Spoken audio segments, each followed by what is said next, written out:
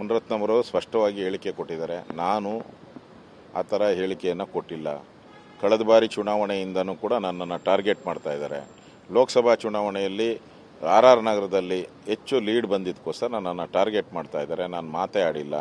ನಾನು ಯಾವುದೇ ತನಿಖೆಗೆ ಸಿದ್ಧ ಅನ್ನೋ ಮಾತನ್ನು ಹೇಳಿದ್ದಾರೆ. ಇಷ್ಟಾದ ಮೇಲೂ ತರಾತುರಿಯಲ್ಲಿ ಹೋಗಿ ಕೋಲಾರದಲ್ಲಿ ಹೋಗಿ ಅವ್ರನ್ನ ಅರೆಸ್ಟ್ ಮಾಡೋವಂಥ ಅವಶ್ಯಕತೆ ಏನಿತ್ತು?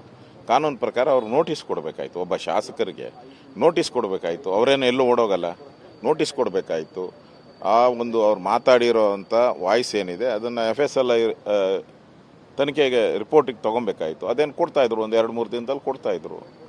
ಅದನ್ನು ಏಕಾಏಕಿ ಏನು ತೊಗೊಂಡೆ, ಏಕಾಏಕಿ ಬಂಧನ ಮಾಡಿ ನೋಡಿ ಹೆಂಗೆ ಮಾಡ್ತಾ ಇದ್ದಾರೆ ಅಂದರೆ, ನೋಡಿ ಇವತ್ತು ಶನಿವಾರ ಕೋರ್ಟ್ಗಳಿಲ್ಲ, ನಾಳೆ ಭಾನುವಾರ ಕೋರ್ಟ್ಗಳಿಲ್ಲ, ಸೋಮವಾರ ಮೋಸ್ಟ್ಲಿ ಲೀವು, ಕೋರ್ಟ್ಗಳಿಲ್ಲ.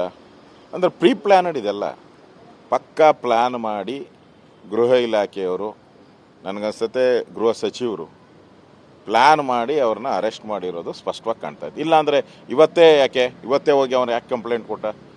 ನೆನ್ನೆ ಕೊಡ್ಬೋದಾಯಿತು, ಮೊನ್ನೆ ಕೊಡ್ಬೋದಾಯಿತು. ಇದೇನೋ ನೆನ್ನೆದಲ್ಲ, ಅವ್ರು ಬೈದಿರೋದು ಯಾವತ್ತು? ಹಾಂ, ಹಳೇದು. ಅವತ್ತು ಕೊಡಬೇಕಾಯ್ತಲ್ಲ.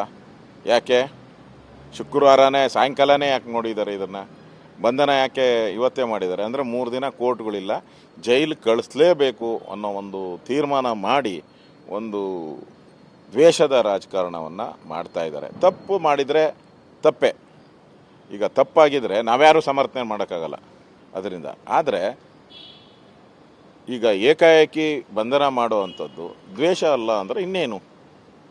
ಅದರಿಂದ ಇದು ದ್ವೇಷದ ರಾಜಕಾರಣ ಅಂತ ಸ್ಪಷ್ಟ ಹೋಗಿ ಮುಖ್ಯಮಂತ್ರಿ ಅಪಾಯಿಂಟ್ಮೆಂಟ್ ತಗೊಂತಾರೆ ಅಂತಂದರೆ ಅರ್ಥ ಮಾಡ್ಕೊಳ್ಳಿ ಅಲ್ಲೇ. ಅಂದರೆ ಪ್ರೀ ಪ್ಲ್ಯಾನಡು ಇವರೇ ಹೇಳಿ ಕಳಿಸಿರ್ತಾರೆ, ನಾನು ಇಷ್ಟೊತ್ತಿಗೆ ಇರ್ತೀನಿ, ಬಂದ್ಬಿಡು, ಕಂಪ್ಲೇಂಟ್ ಕೊಟ್ಬಿಡು, ನಾನು ಆ್ಯಕ್ಷನ್ ತೊಗೊತೀನಿ.